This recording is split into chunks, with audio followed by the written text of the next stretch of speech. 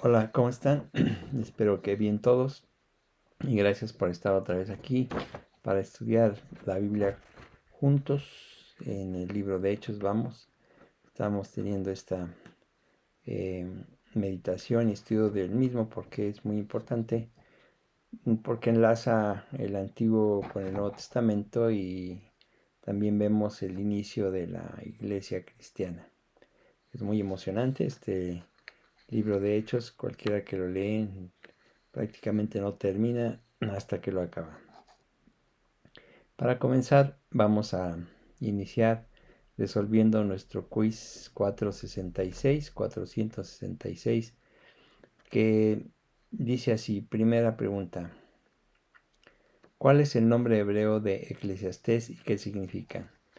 Es una pregunta que pues directamente así como tal no está contestada en la Biblia, pero hay que buscarle. Hay que buscarle para saber cuál es en los comentarios y en las notas al pie de página, cuál es el nombre verdadero en hebreo del libro de Eclesiastés. El nombre de Kohelet, con K, Kohelet. Y en Eclesiastés 1.1 nos dice que es el predicador, aunque también es una persona que recoge o junta algo, Kohelet, pero en realidad significa el predicador. 2. ¿Cuál es el salmo más famoso?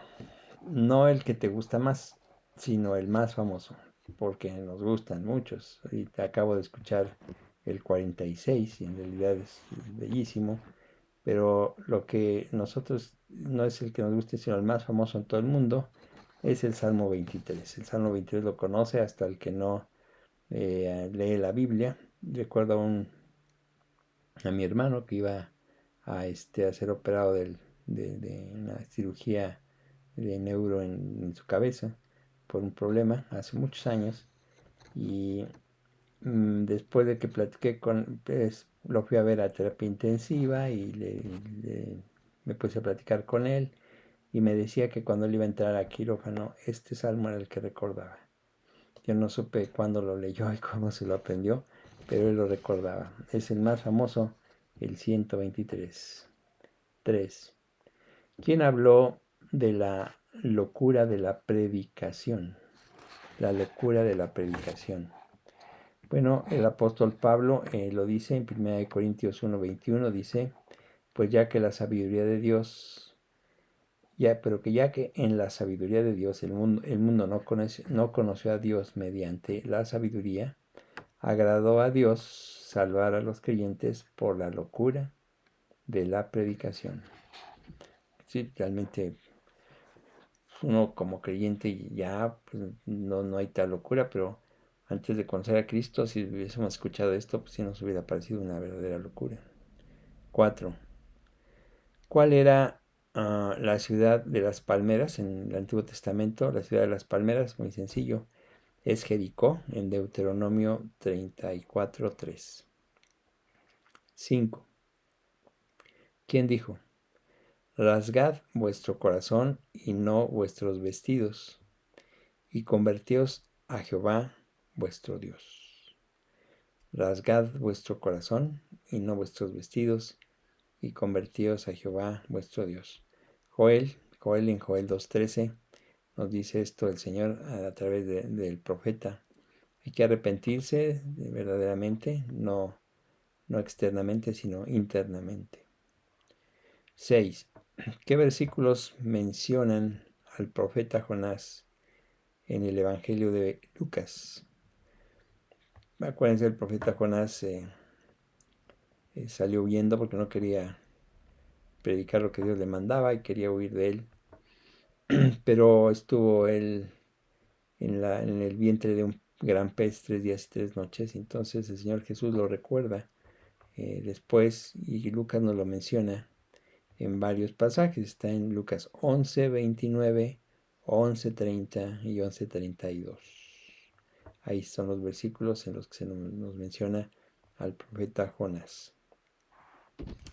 7. ¿De quién y de qué habla Proverbios 6, al 8. ¿De quién y de qué habla Proverbios 6 al 8? Bueno, de la hormiga, y habla acerca de la sabiduría para ahorrar. Las hormigas, dice el Señor, véanlas, cómo trabajan y van almacenando para el tiempo de necesidad. Uno como podría decir, bueno, es que yo apenas si gano para ahorrar. Creo que cuando uno apenas si gana para ahorrar es cuando hay que ahorrar, o sea, ahorrar, porque si no aprende uno a ahorrar cuando tiene uno poco, pues mucho menos cuando tiene uno mucho. 8. ¿Quiénes son los espíritus ministradores? ¿A quién le llama la Biblia los espíritus ministradores? Se le llama a los ángeles. En Hebreos 1:14, a los ángeles. 9. ¿Cuál era el nombre antiguo de Betel? El nombre antiguo de Betel. En el Antiguo Testamento, la casa de Dios, pero el nombre antiguo era Luz. Jueces 1:23, ahí lo pueden encontrar principalmente. Luz. 10. ¿De dónde venían los magos a ver al niño Jesús? ¿De dónde venían los magos al ver al niño Jesús? Bueno, la Biblia dice que del oriente, específicamente, pero el lugar exacto, el país donde venían o el territorio, nadie lo sabe. De oriente, y oriente pues es una región muy muy amplia. Bueno, qué bueno que se dedicaron a resolverlo. Eso me gusta porque comienzan ustedes a escudriñar las escrituras, a saber cómo hacerlo y a familiarizarse con la Biblia, que es muy importante. Vamos a seguir nuestro estudio en Hechos 10, pero antes vamos a orar. Padre, estamos aquí este día reunidos para escuchar tu palabra, la enseñanza que tienes para nosotros a través de tu palabra escrita. Danos el entendimiento y la sabiduría que se requiere para poderla meditar, para poderla conocer y finalmente aplicarla a nuestras vidas. Toda la escritura es inspirada por ti y útil. Así que, Señor Dios, hazla útil para nuestras vidas y que todo lo que escuchemos y leamos de ella no quede en saco roto, sino que se implante en nuestro corazón y cerebro. Te pedimos tu bendición en el nombre de Jesús. Amén. Bueno, terminamos el capítulo 9 de Hechos. El capítulo 9 al final estábamos viendo cómo el apóstol Pablo se convirtió después de un breve tiempo de andar para acá, para allá, hablando de Cristo, que no se la creían porque era el principal perseguidor de la iglesia. Luego, cuando se la creyeron, sus ex amigos que se sentían traicionados, pues lo querían matar.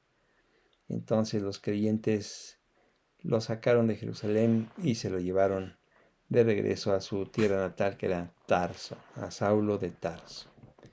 Y ahí se quedó un buen tiempo.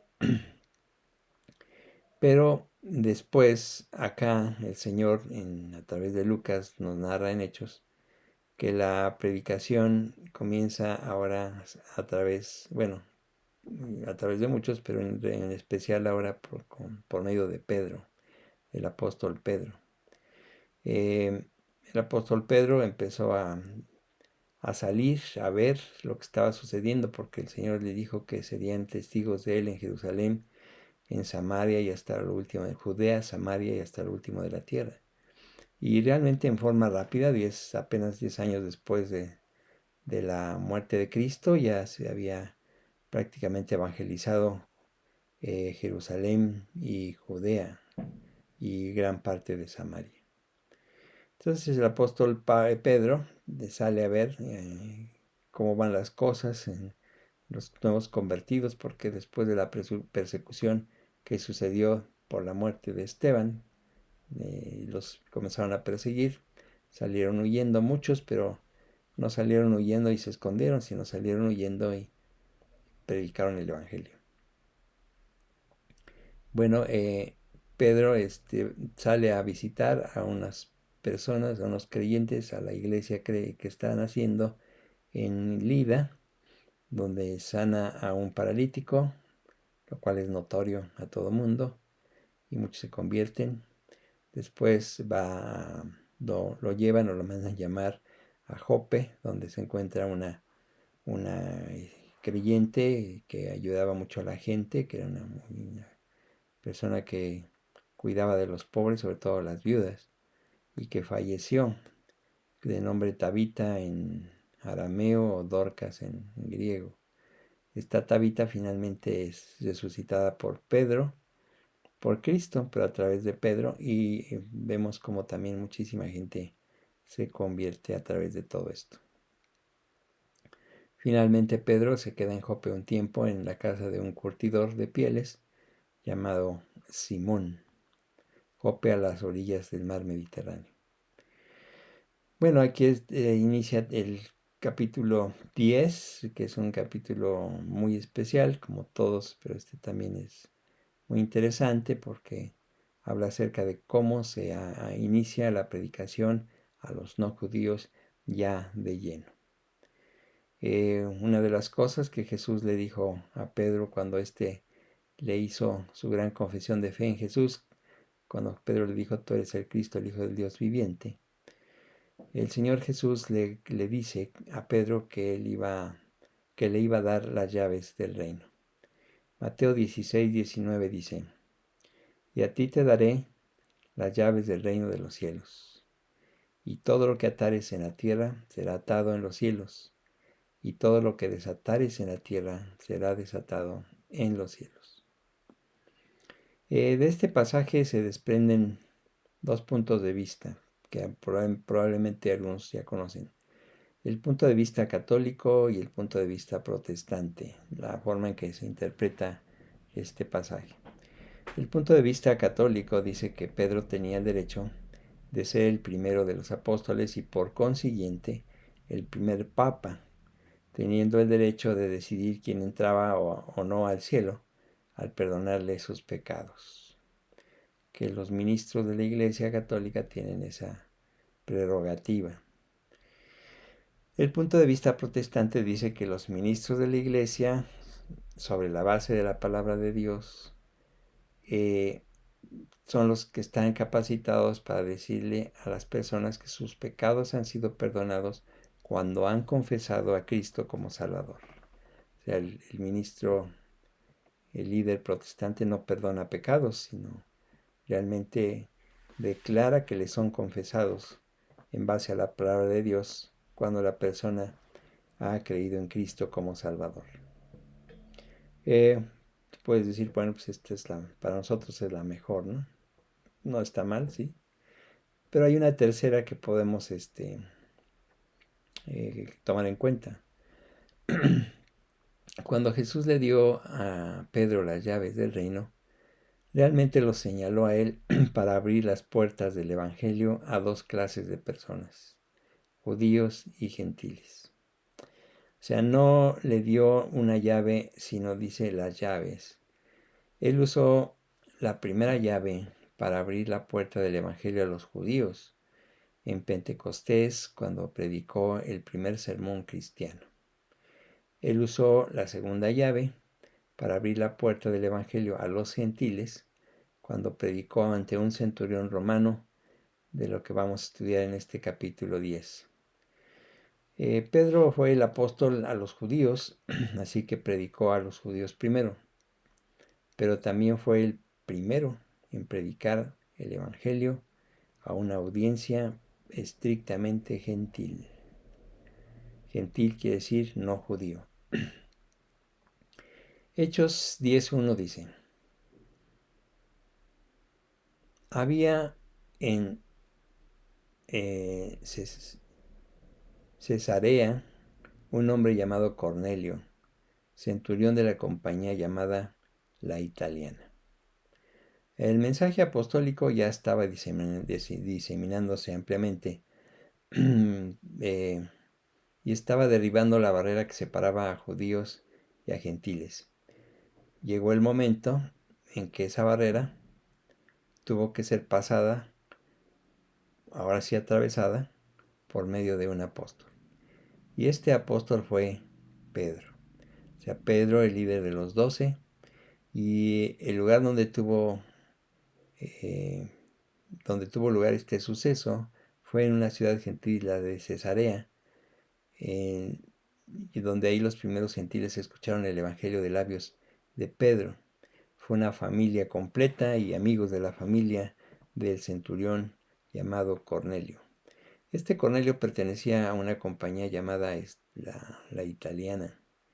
Las compañías eran comandadas por centuriones y realmente se encontraban como auxiliares del ejército estacionadas y estaban estacionadas en Judea.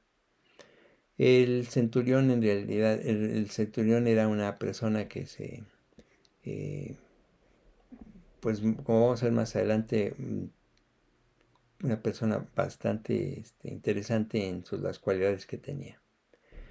Los centuriones que se mencionan en el Nuevo Testamento han dejado buena impresión.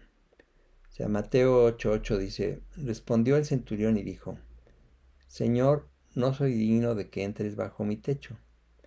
Solamente di la palabra y mi criado sanará. ¿Se acuerdan de ese pasaje? Un centurión que se dio cuenta que Jesús podía sanar a su siervo, mandó llamarlo y no quiso ni que llegara porque le dice solamente di la palabra y se sanará. Creyente, el Señor dijo, ¿qué fe tiene este? Otro es el que vemos en Marcos 15:39, donde dice, y el centurión que estaba frente a él, viendo que después de clamar había expirado así, dijo, verdaderamente este hombre era hijo de Dios.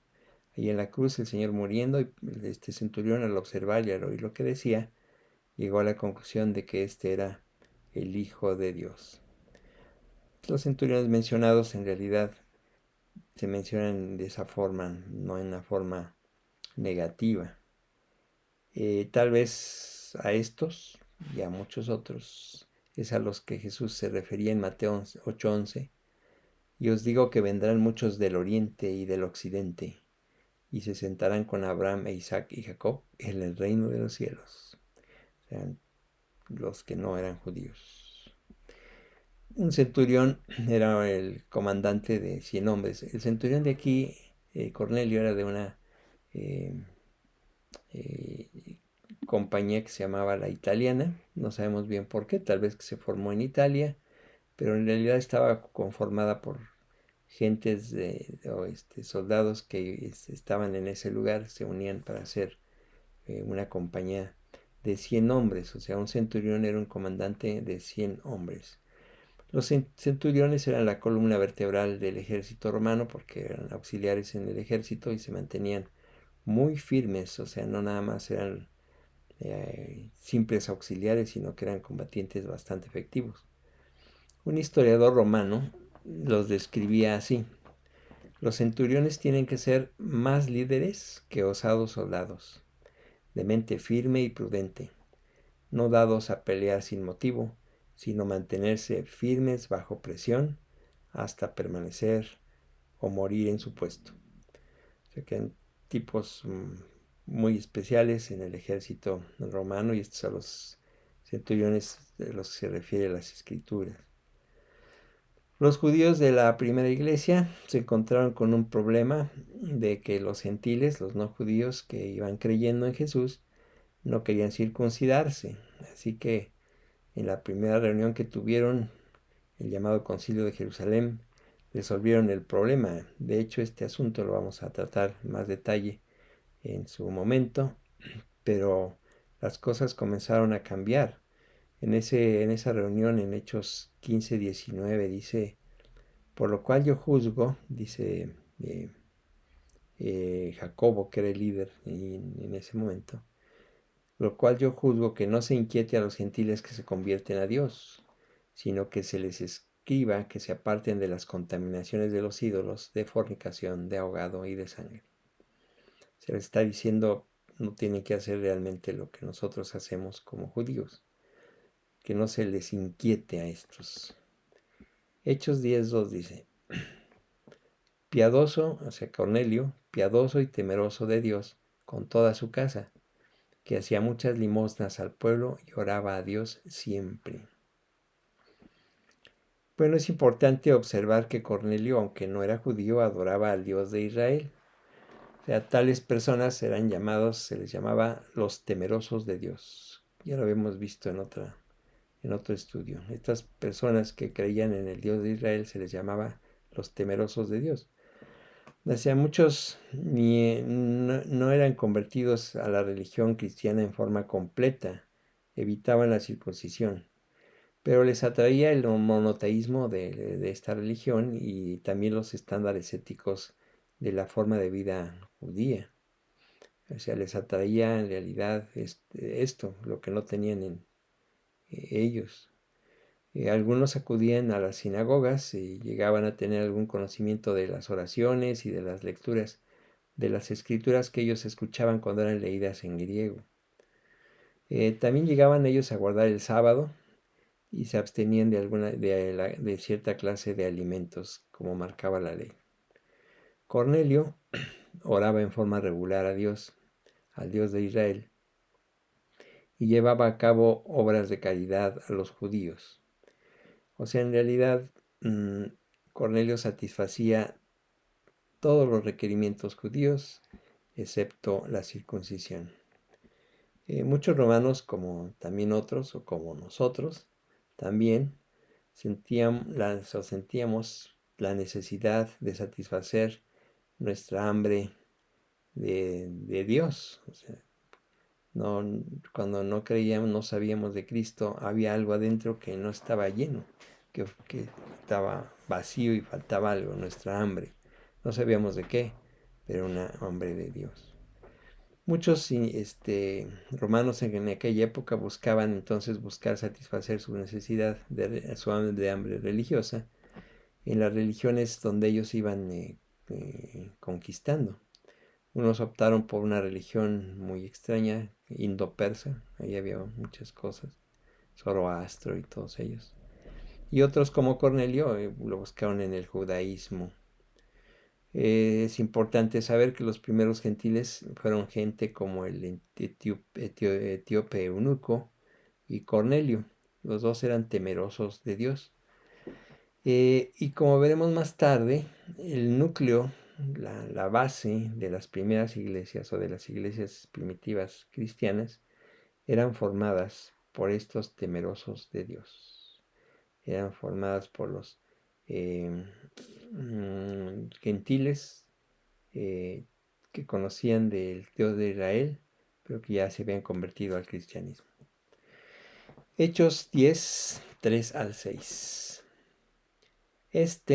O sea, Cornelio, vio claramente una visión, como a la hora 9 del día, que un ángel de Dios entraba donde él estaba y le decía, Cornelio. Él, mirándole fijamente y atemorizado, dijo, ¿qué es, Señor? Y le dijo, tus oraciones y tus limosnas han subido para memoria delante de Dios. Envía pues ahora hombres a Jope y haz venir a Simón, el que tiene por sobrenombre Pedro. Este posa en casa de cierto Simón Curtidor, que tiene su casa junto al mar. Él te dirá lo que es necesario que hagas. Bueno, cierto día Cornelio estaba orando a las 3 de la tarde, que era la hora de la oración, cuando se le aparece un ángel.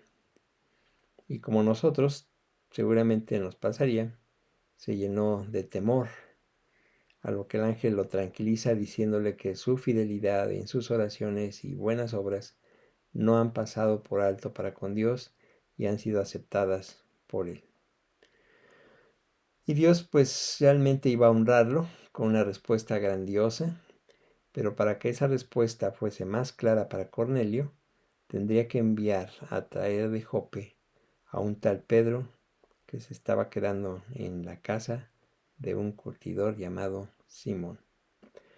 Cuando estaba leyendo todo esto y preparando esto, me estaba preguntando, mm, pues, ¿cómo es la forma en que Dios actúa? Porque el ángel se apareció ahí a Cornelio y Cornelio era temeroso de Dios y una persona que practicaba lo que Dios le mandaba en la ley. Entonces el ángel con toda facilidad le pudo haber hablado del Evangelio y ahí hubiera creído Simón sin ningún otro problema, estaba bien preparadito en ese sentido y hubiera creído lo que el ángel le decía. Pero no fue así, sino que el ángel le dice, mejor manda por una persona llamada Pedro, que está en tal lugar, y tráetelo para acá, él te va a hablar. Bueno, en la Biblia no vemos que los ángeles prediquen el Evangelio, más que uno ahí en el Apocalipsis, pero en general como que no les está permitido a ellos hacerlo. La iglesia tiene ese privilegio y es la forma en que el Señor lo ha determinado. Tú y yo tenemos el privilegio de tener el Evangelio, de conocer el Evangelio y de predicar el Evangelio. O sea, realmente es grandioso y fabuloso. Como les decía, aquí pudo haber creído fácilmente si se lo predica el ángel, pero tiene que venir Pedro y hablarle de Cristo a Cornelio. Hechos 10, 7 y 8. Ido el ángel que hablaba con Cornelio, este llamó a 2 de sus criados y a un devoto soldado de los que le asistían, a los cuales envió a Jope después de haberles contado todo. Realmente Cornelio les dijo todo, o sea, no les ocultó nada. El ángel se apareció y me dijo todo esto. Inmediatamente entonces Cornelio lleva a cabo las instrucciones que recibió y así envía a 2 siervos y a un soldado fiel por Pedro. Bueno, estas personas, estos siervos y este soldado fiel, seguramente también eran de los temerosos de Dios. Es algo muy grandioso, importante ver cómo el Señor inició la iglesia de esta manera, predicando a pequeñas, Pedro a esas pequeñas iglesias, a pequeñas familias, realizando milagros. Era una transición, el libro de Hechos es una transición, no es un libro doctrinal, ¿no? Que tengamos que hacer exactamente lo que hacen ahí, sino que fue la transición y el inicio del Antiguo al Nuevo Testamento y el inicio de la iglesia. Y sucedieron cosas así. Hechos 10, 9 al 16. Al día siguiente, mientras ellos iban por el camino, se acercaban a la ciudad. Pedro subió a la azotea para orar, cerca de la hora sexta, y tuvo gran hambre y quiso comer. Pero mientras le preparaban algo, le sobrevino un éxtasis, y vio el cielo abierto y que descendía algo semejante a un gran lienzo, que atado de 4 puntas era bajado a la tierra, en el cual había de todos los cuadrúpedos terrestres y reptiles y aves del cielo. Y le vino una voz: levántate, Pedro, mata y come. Entonces Pedro dijo: Señor, no, porque ninguna cosa común o inmunda he comido jamás. Volvió la voz a él la segunda vez: lo que Dios limpió, no lo llames tú común. Esto se hizo 3 veces, y aquel lienzo volvió a ser recogido en el cielo. ¡Qué visión! Bueno, tanto Cornelio como Pedro necesitaban de preparación para lo que iba a suceder. El problema con Pedro era que, aunque ya era cristiano, aún seguía pensando como judío. Y de acuerdo con la forma de pensar de los judíos, Dios no salva a los gentiles como gentiles. Estos, los que ha salvado, tienen que llegar a ser judíos posteriormente. Y Dios ya había preparado a Pedro para pensar en una forma diferente. Lo comenzó a preparar cuando lo envió junto con Juan a Samaria para comprobar la predicación junto con Juan, de la predicación que estaba llevando a cabo Felipe. Y después, porque sabemos que en Samaria había una mezcla de gentiles con judíos. No eran puramente judíos, sino había algunos gentiles ahí. Seguramente Pedro vio ahí la conversión de varios gentiles, lo que comenzó a derribar sus prejuicios como judío. Él pensó que era él el que Dios, él pensaba que Dios estaba haciendo este trabajo allí en Samaria y que realmente era lo correcto, pero no lo entendía completamente. Bueno, después de su preparación,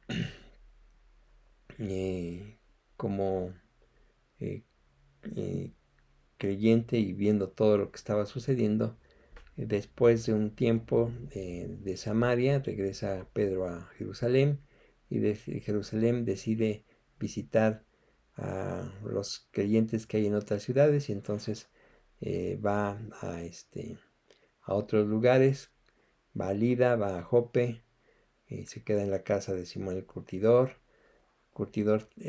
Simón trabajaba pieles, manejaba animales muertos todo el tiempo y en la religión judía eso estaba prohibido. Hacía esa persona impura y pues ellos trataban de evitarlos a los curtidores. Pero Pedro fue a quedarse a casa de Simón. O sea, Simón era cristiano también y como hermano en Cristo era correcto juntarse con él. Comenzaba a entender qué sucedía. Y aquí ya Simón no era gentil, era judío, pero era contaminado y tenían prohibido juntarse con ellos, pero Pedro lo comenzó a hacer. Bueno, ahora a Pedro se le dice que debe de ir a la casa de un gentil llamado Cornelio. El problema no era que Dios no salvara gentiles, de hecho lo hace. Y ahí lo vemos también en el Antiguo Testamento. Sino que cuando los gentiles eran salvados, no como gentiles, sino como personas, tenían que llegar a ser o llegaban a ser judías. Un ejemplo de eso lo tenemos en Rahab. ¿Se acuerdan de Rahab, la ramera de Jericó? Ella no era miembro del pueblo de Dios, solo había escuchado rumores de lo que el Dios de los judíos había hecho, y al oír eso ella llegó a creer en el Dios de Israel. Cuando los espías judíos llegaron a Jericó, ella los protegió, reconociéndolos como siervos de Dios. Así ella salvó a los espías y ella misma se salvó cuando los judíos tomaron Jericó.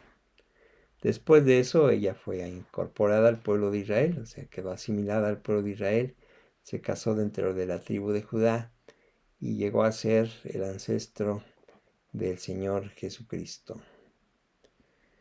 En Mateo 1.5 dice, Salmón engendró de Rahab a Boz, y Boz engendró a Ruth, de Ruth a Obed, y Obed a Isaí. En realidad de la línea de Cristo. Otro ejemplo también está en Ruth misma. Ruth la moabita, ella conoció al verdadero Dios por medio de su suegra Noemí. Cuando el hijo de Noemí murió, Noemí decidió regresar a su tierra, pero Ruth estuvo determinada a regresar con ella a Israel. Ruth 1.16. Ruth dice lo siguiente, le dice a Noemí, no me ruegues que te deje y me aparte de ti, porque a donde quiera que tú fueres, iré yo, y donde quiera que vivieres, viviré. Tu pueblo será mi pueblo, y tu Dios mi Dios. Fíjense aquí que el orden en lo que Ruth dice al último es muy importante. Ruth quería que el Dios de Noemí fuera su Dios. Sería una adoradora de Jehová. Y antes de eso, antes de que dijera tu Dios será mi Dios, ella dijo, tu pueblo será mi pueblo. O sea, Ruth llegó a ser miembro de la tribu de Noemí, de donde venía Noemí. Se casó con Booz, su hijo fue Obed, y Obed a su vez fue padre de Isaí, que fue el padre del rey David. O sea, había gentiles convertidos, no judíos, pero eran asimilados en el pueblo de Israel, como estas mujeres. Hechos 10, 9 a 13. Al día siguiente, mientras ellos iban por el camino y se acercaban a la ciudad, Pedro subió a la azotea para orar cerca de la hora sexta, y tuvo gran hambre, y quiso comer, pero mientras le preparaban algo le sobrevino un éxtasis, y vio el cielo abierto, y que descendía algo semejante a un gran lienzo, que atado de las cuatro puntas era bajado a la tierra, en el cual había de todos los cuadrúpedos terrestres y reptiles y aves del cielo. Y le vino una voz: levántate, Pedro, mata y come. Aquí la narración continúa diciéndonos que Pedro estaba en la azotea de la casa de Simón al mediodía. Estaba orando, le dio hambre, así que esperó a que hiciera la comida del mediodía. Era mediodía y seguramente pues, hacía calor, estaba en la azotea. Y se dice que probablemente había una especie de toldo allá arriba en la azotea. Y Pedro se acostó bajo ese toldo, que seguramente tenía cuatro patas, como la visión que tuvo. Y se durmió. Y en ese momento vio una visión. O sea, una gran manta bajaba del cielo y en ella había una gran cantidad de animales, algunos puros y otros inmundos para los judíos. Mientras Pedro pensaba lo que esa visión significaría, entonces una voz le dijo: Pedro, levántate, mata y come.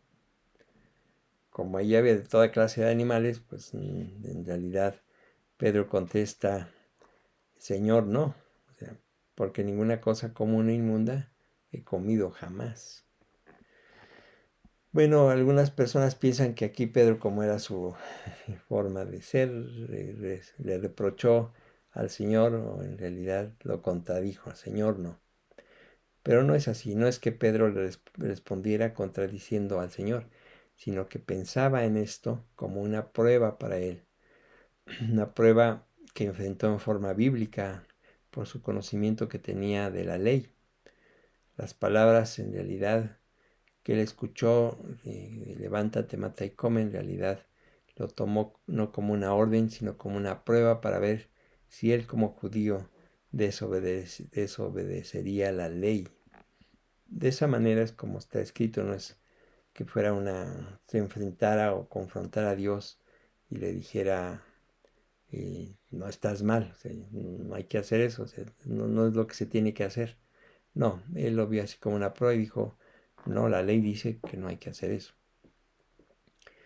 Bueno, todo esto, toda esta visión para Pedro no tenía mucho sentido. O sea, los animales impuros no debían comerse, y aún los limpios tenían que ser muertos con un ritual apropiado antes de que su carne fuera comida.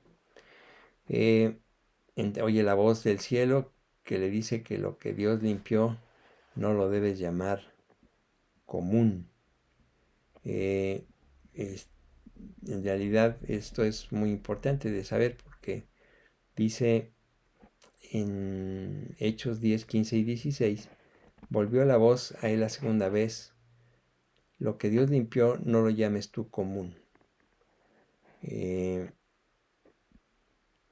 Esta orden del Señor comenzó a tomar forma en la mente de Pedro. La voz le dice que esto es ya lo que Dios ha hecho limpio, está limpio. 3 veces y después todo esto se desvaneció. Aquí la abolición de las barreras quedó claro en la visión con referencia a la comida. Pero Pedro después pronto aprendería que su significado era aún mayor, no nada más tenía que ver con la comida. O sea, Pedro estuvo presente cuando Jesús, en debate con escribas y fariseos, dijo que no es lo que entra al estómago lo que contamina al hombre, sino lo que sale del corazón. O sea, esto fue una suspensión de las leyes con respecto a las comidas ceremoniales, que en ese momento había sido algo terrible para los judíos. Pero realmente no fue sino hasta la azotea en Jope que Pedro comenzó a entender esto. Marcos 7, 19 al 20 dice, porque no entra en su corazón sino en el vientre y sale a la letrina. Esto decía haciendo limpios todos los alimentos. Pero decía que lo que del hombre sale, eso contamina al hombre. Aquí la parte importante es donde dice, esto decía Jesús, haciendo limpios todos los alimentos, que para los judíos era algo terrible. La limpieza divina de los alimentos en esta visión pues es una parábola de la limpieza de los seres humanos. Hechos 10, 17 al 18. Y mientras Pedro estaba perplejo dentro de sí sobre lo que significaría la visión que había visto, he aquí los hombres que habían sido enviados por Cornelio, los cuales preguntando por la casa de Simón llegaron a la puerta. Y llamando, preguntaron si moraba allí un Simón que tenía por sobrenombre Pedro. Los hombres enviados por Cornelio, preguntando, llegaron a la casa de Simón el curtidor. Y ellos al llegar ahí también preguntaron si ahí estaba un tal Simón que tenía por sobrenombre Pedro. La distancia de Cesarea a Jope es de 56 kilómetros y a pie son como 12 horas. Si es de que probablemente no se la echaron las 12 horas caminando, tal vez fueron 6 y 6, no sé, no dice, pero en realidad sí estaba lejos y caminando pues no era tan rápido de llegar, 56 kilómetros. Hechos 10, 19 al 20 dice, y mientras Pedro pensaba en la visión, le dijo el Espíritu, y aquí 3 hombres te buscan. Levántate pues y desciende, y no dudes de ir con ellos, porque yo los he enviado. Bueno, Pedro oyó primero la voz de Dios en la visión, y ahora otra vez oye otra voz que es del Espíritu Santo. Dice aquí, mientras Pedro pensaba en la visión, le dijo el Espíritu. Esa voz que escuchó de Dios para él, yo creo que era una voz muy familiar para Pedro. Si era la voz de Cristo, pues en realidad era una voz que Pedro conocía muy bien. El Espíritu le dice que no dude en ir con ellos, pues probablemente yo creo que sí lo habría dudado porque Pedro no los conocía, a esas personas eran gentiles y además iba con ellos un soldado. Entonces podría dudar de ir con ellos, por eso el Espíritu le dice, levántate pues y desciende y no dudes de ir con ellos porque yo los he enviado. Entonces el Señor le dice, son enviados míos, aunque los veas como los veas, tienes que irte con ellos. Hechos 10, 21 al 23. Entonces Pedro, descendiendo a donde estaban los hombres que fueron enviados por Cornelio, les dijo, he aquí yo soy el que buscáis. ¿Cuál es la causa por la que habéis venido?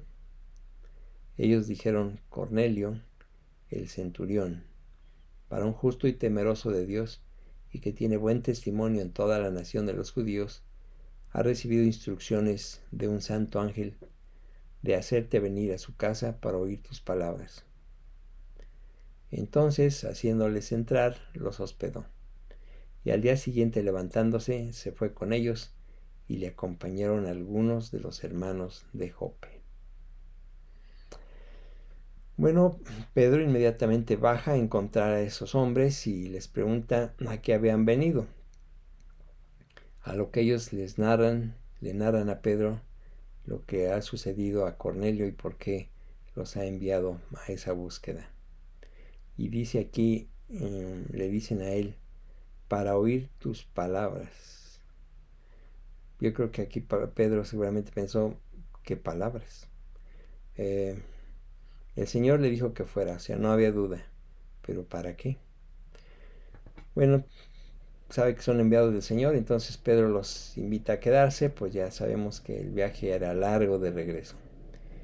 Es importante esto porque Pedro los invita a quedarse ahí y el Señor ha dicho que vaya con ellos, pero tal vez él pensó, bueno, sí, me voy con ellos, pero que no se queden aquí porque son judíos y los judíos no podemos estar en una casa donde haya gentiles. Eh, como los judíos normalmente no los hospedarían, tal vez él pudo haberlos despedido y mandarlos al pueblo o mandarlos a la playa o algún otro lugar, pero no quedarse ahí. No se les permitía que morar con ellos. Eh, Estaba prohibido, pero Pedro ya estaba asociando la visión con la visita de esos hombres. Y ya que Dios los había llamado limpios, no debería llamarlos impuros. Así que se quedaron con él, no entendiendo todavía bien esto. Pero yo creo que más bien Pedro los hospedó porque el Señor los había mandado. Hechos 10, 23 al 24.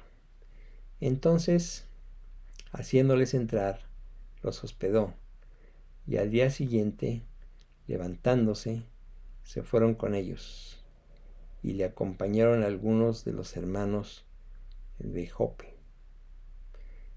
Al otro día entraron en Cesarea, y Cornelio los estaba esperando, habiendo convocado a sus parientes y amigos más íntimos. Bueno, al día siguiente entonces se levantan y se van. Pedro se va con ellos, pero se lleva a varios hermanos de Jope, o sea, otros cristianos también, judíos.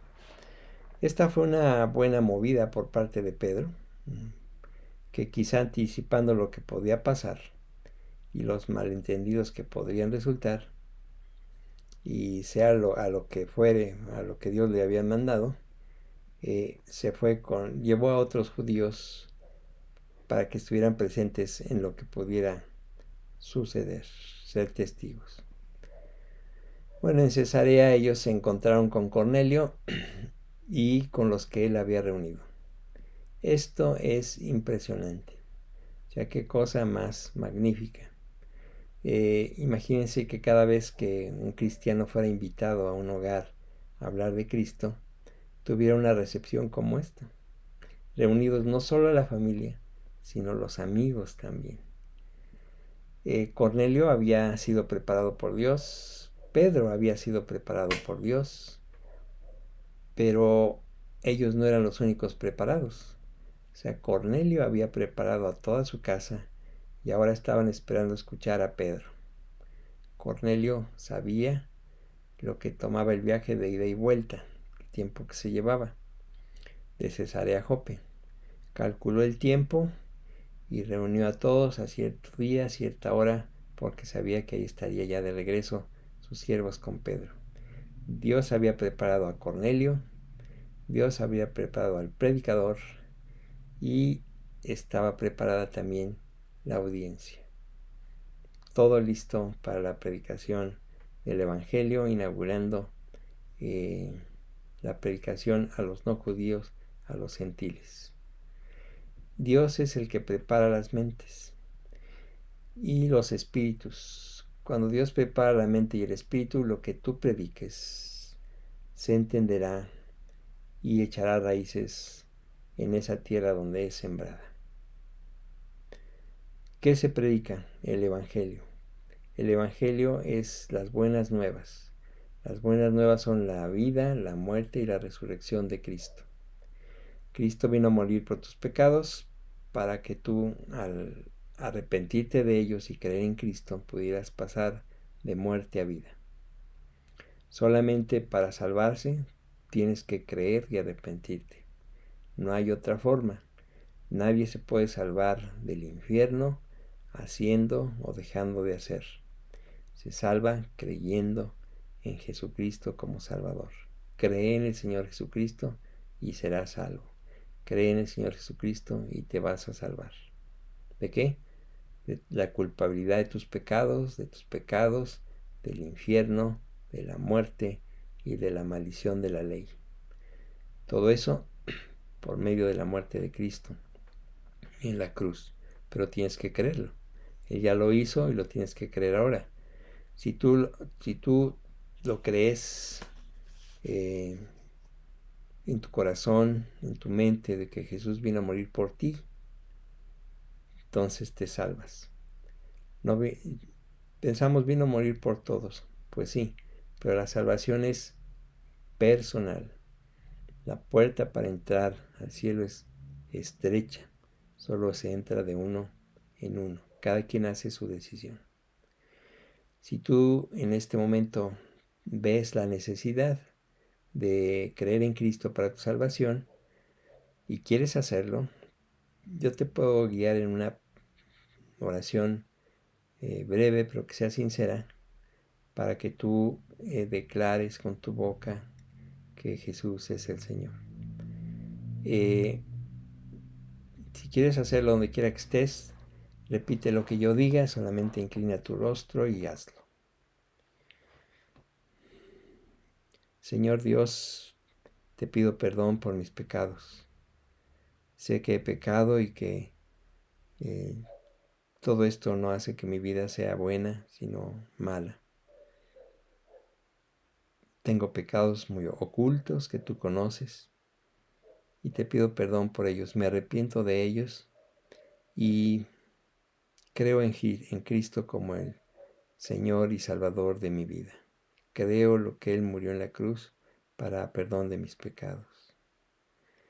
Creo también que Él resucitó al tercer día de entre los muertos y que con ese poder también yo resucitaré para estar en su presencia para siempre. Creo lo que Jesús hizo por mí y lo acepto para mi vida. Lo acepto porque tu palabra lo dice. Amén. Bueno, muchos de los que están escuchando y yo mismo hicimos esta decisión hace tiempo en una oración así de sencilla, pero fue sincera. Y el Señor comenzó a cambiar nuestras vidas y ahora pues tenemos luchas y demás, pero estamos seguros de que nos iremos con el Señor si Él viene hoy por nosotros o nos llama a cuentas. Estamos en esta vida solo de paso, somos extranjeros y peregrinos, pero el Señor nos da la oportunidad de creer y de salvarnos. Si tú has hecho esto, si tú has creído en Cristo, pues ahora tienes una nueva vida espiritual. ¿Cómo es eso? No lo sabemos bien, pero si tú lo vas a ir experimentando. Lee tu Biblia, ora. Orar es no rezar, es hablar con el Señor sobre todo lo que tú crees de Él y quieres saber de Él y obtener de Él, porque oramos mucho para obtener de Él. Bueno, el próximo estudio vamos a continuar con el relato de Cornelio. Importante lo que Pedro les predica. Que Dios los bendiga y nos vemos, si Dios quiere, el próximo estudio.